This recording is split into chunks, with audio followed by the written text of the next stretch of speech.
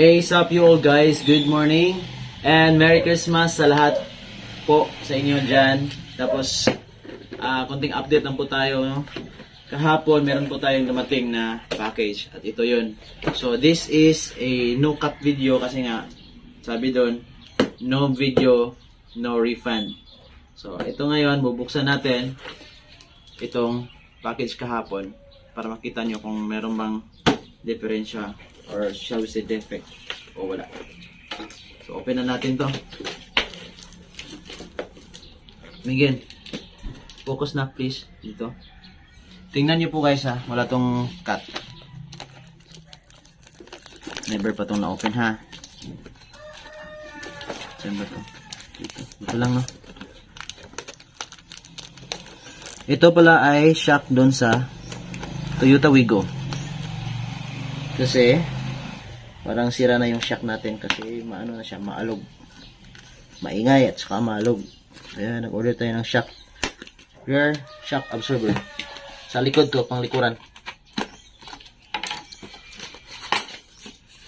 Medyo matagal-tagal rin tayong hindi nag-vlog mga ka-ride. Siguro mga mag-iisang taon na wala tayong upload. Check lang natin kung wala ba itong defect. Diretsuhin na natin to. Kasi nagsimula po tayo mag-vlog noong panahon ng pandemic. Kung saan wala tayong opisina kasi work from home tayo. Pero simula nung bumalik na sa normal, ayun na. Wala na tayong time mag-vlog. Wala nang time mag-ride. Kasi nga balik na sa office. Balik na sa dati. Kahit na Sabado namin, hindi rin natin pwedeng sabihin na bakante tayo kasi nga Saturday at Sunday ay binabayaran kami. So anytime pwede kami patawag. Yung kamay mo nak nasa camera. So ito yun. Saturday at Sunday pinapatawag kami minsan. Kaya talagang busy kami. Wala kaming panahon. Wala akong panahon mag-vlog. At saka sabi ng doktor rin na bawal sa atin mag-puyat. Ayun na nga. Wala na talaga tayong panahon mag-vlog. Kasi dati minsan gabi ako nag-i-edit ng video. So itong video ngayon no edit to mga ka-ride ha. Same day edit lang to kung meron man. Ito na yun. Bali, ayun, may nahulog. Ito yung nut dito sa taas. So bali, ito yun. Ito mga ka-ride. Paki-focus ng anak. So ito, dalawang rear shock absorber na KYB yung brand. Tapos, ito yung binayaran natin mga ka-ride. 3,153. Yan yung COD amount. So, doon ko to nabili sa ayan, basta, tingnan nyo na lang. Ayan. So, ito yung dalawang rear shock. Wala namang bitak. Okay, intact. So, ngayong araw, pupunta tayo dun sa shop kasi magdi-DIY sana tayo ngayon. Ang problema, wala tayong malalaking tools. No, pang pihit. Kaya delikado rin pag hindi napihit ng insakto. Yun yung tama. Kaya punta na lang tayo dun sa shop. Ano ba naman yung magbabayad ka ng 350 kapalit ng buhay mo, di ba? Safety. Kasi pag di mo napitan ng maayos to, posibleng magkukusto ng accident. So this is the second one. Ito yung pangalawa. Ayan. Meron tong mga papel sa loob. Manual kung paano, kung halimbawa pag di-DIY kayo, hindi nyo alam kung paano. Actually, madali lang itong gawin. Nasa YouTube lang. Maraming nag-upload dito sa YouTube kung paano gawin DIY. So, ayan. KYB Gas Shock Absorber XLG. By the way, yung link pala, ilalagay ko na lang dito sa baba ng description below. Yung link pala nito kung saan ko to nabili, ilalagay ko po dyan sa baba ng description sa video na to. Ayun po. So, mula dito ay pupunta na tayo ng shop. Para ipapagawa to. Babay muna, babay. So, meron siyang parang ano dyan, mga kunting biyak, mga biyak-biyak. So, siguro okay lang yan.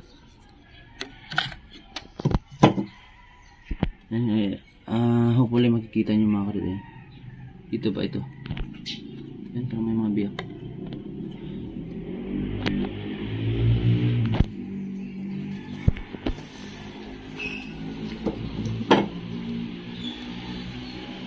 So, made in Japan. Ayan mga kapatid, tingnan nyo. Pabasa mo. Ayan, nasa, ano nakasulat dyan? It's made in, kita ba? Kita ba na? Kita ba siya? Ayan. Kita, hindi. Kita siya? Made in Japan. Made in Japan, yan. Kita. Okay. Dito siguro maganda ang ilaw.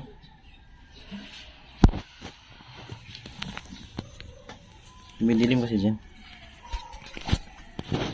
Yan. Yan. It's made in Japan. Dito. Ano kasulat? Do not open or heat. Contain nitrogen. Kasi nga naman, puputok yan. Pag dinaan mo sa init. Nitrogen nga eh, di ba?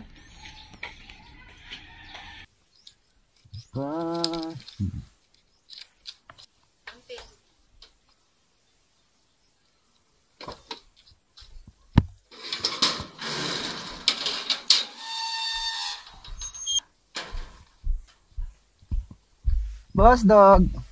Hi. Let's go. Dungas na ang sasakyan natin mga ride. Papawasin din natin ito pagkatapos maikabit itong bagong shock natin. Ayan. Heads up. Parang naka lang naka race car. Naka helmet sa loob ng sasakyan. Parang ungas.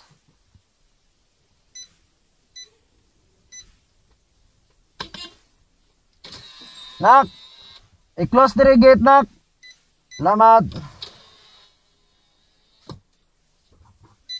Yan ang kinaganda dyan. Pag medyo malaki na yung anak ninyo, pwede nyo nang maudusan. Maasahan na yan. Kasi malaki na yan. At mabait pa naman. Mabait yung anak nyo na yan.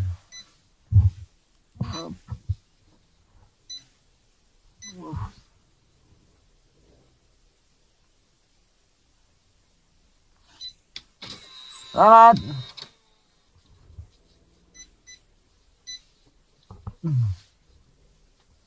Sunod na ipapagawa natin is itong clutch natin kasi may katigasan na rin. At saka may dragging na nangyayari. Nagbabibrate dito.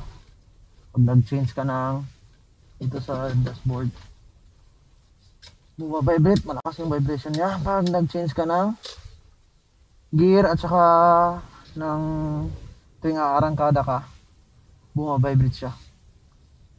Saka matigas na rin, mahirap ipasok yung first gear, kailangan mo pang i-rev bago pumasok. O, ilan lang yan sa mga palatandaan na kailangan mong magpalit na ng clutch. So ngayon ay doon na tayo pupunta sa shop na sinasabi ko kanina. So mag-change tayo ng shop kasi nga ay babiyahe tayo ng Butuan City. From here, Tangub City to Butuan City, there is more than 400 kilometers. Mahigit 400 kilometro yan. So kailangan magpalit tayo ng shop para hindi gaanong masistress yung mga sakay natin. Yung mga sakay natin silang Missy, sila ni Missy, sila si IC, saka yung anak natin, yung anak ko. Yun! Lapit na tayo mga karide. Lapit na tayo. Ayun, maingay. Ganun talaga pag ano, mga auto ba. Malakas yung kalampag sa daan. Lalong-lalo na pag medyo ano na. May sira na yung shop natin. Magtataka itong mga tao dito. Bakit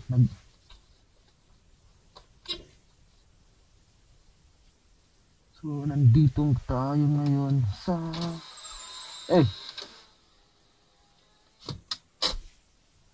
Timbarad, ayan. Timbarad Auto Care Services at Maloro, Tangub City. Offer nila is car wash, change oil, detailing, aircon cleaning, PMS, and more. Wala tanan ako, kaya na ko lang kawan. Kaya ra?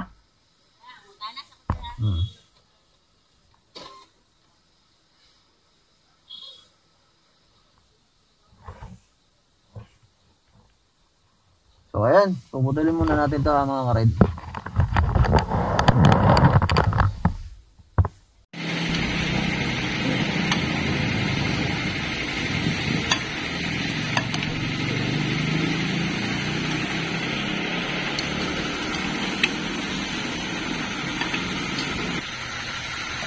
Yan, tinanggal na yung mga takip niya mga karide. Ito yung sura. Yan.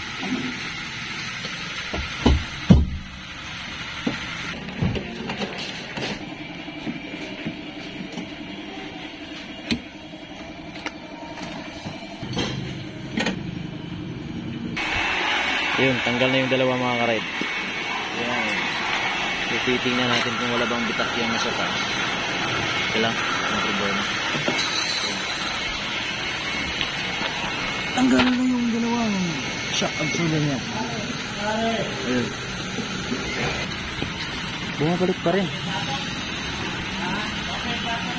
Bumabalik pa siya mga karide. Pwede makompare na ito ng isa niya. Ang tanawan na ito kung saan siya kakusog mabalik. Yun, mukhang okay pa naman. Pero sige lang, at least nag-change na talaga tayo para sigurado. Yung luma malambot ipasok tapos mabilis umakyat. Yung bago matigas ipasok tapos mabagal. Ayan, kinakumpara yung dalawa. Ayan, madali yung pasok lang yung luma tsaka yung bago matigas. Tapos pagsabayin yung bitawan. Ayan. 1, 2, 3, bitaw. Sinong mauna? Ayun, nauna yung luma. Hindi mo maramdaman yung tawag nito, yung lubak kasi mabagal yung pag ano niya release. Dito sa madalang dito biglang ano release. Balang beses. Ayan. Para makita niya talaga. Ayan. So mabilis maipasok to kasi nga sabi malambot. Tapos nang pagbalik pataas, pag binitawan na. Sabay. Sige ha. Ihapan ako. Sige, pasok. Sige. Ipasok ha. Ayan, pagkapareho yan ha. Bitaw, 1, 2, 3, go. Sinong mauna? Pagkakyat. Ayun, nauna talaga yung luma. Ayan. Yan yung pinagkaiba. Ng luma at saka ng bago. Ito yung bago ha. Yan yung luma. Okay, thank you ha. Ayan, binabalik na mga karet. Patapos na. Isa na lang yung kulang. Nasa ilalim pa. So, ayan mga karet. Goods na po yung isa.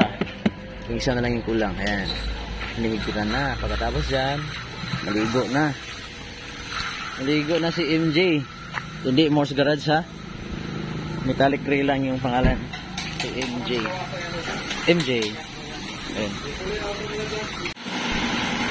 So ayun na mga kared. Hinuhugasan na siya mga kared. Malapit na. Parang bago rin ha. Yan, bago yan. Tapos yung sa atin, hindi yan bago. So parang bago rin. Ayos, goods. So ayan po mga kared no. Ito po yung binabayaran natin kanina. Ayan. So, install lang po ng shock absorber sa likuran, sa kaliwa at sa kanan. Tapos, car wash. Yung installation is 500, car wash is 149. Yung car wash nila doon sa hatchback is 149 lang. Ayan, 649 yung nagastos natin kanina.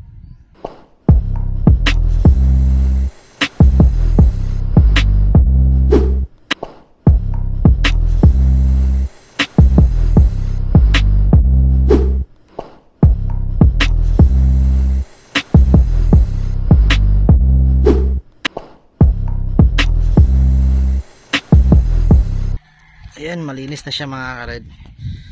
At ngayon ay dala-dala natin yung lumang shock natin. Ayan. Dala natin. Ayan. So, okay na siya. Malinis na siya. Tapos yan yung shock absorber na bago mga kared. Ayan, nakakabit na yung bagong shock absorber natin. Yun, goods na yun. So, hanggang dito na lang yung vlog natin na to. So, maraming salamat sa panonood. Hanggang sa muli. Bye-bye.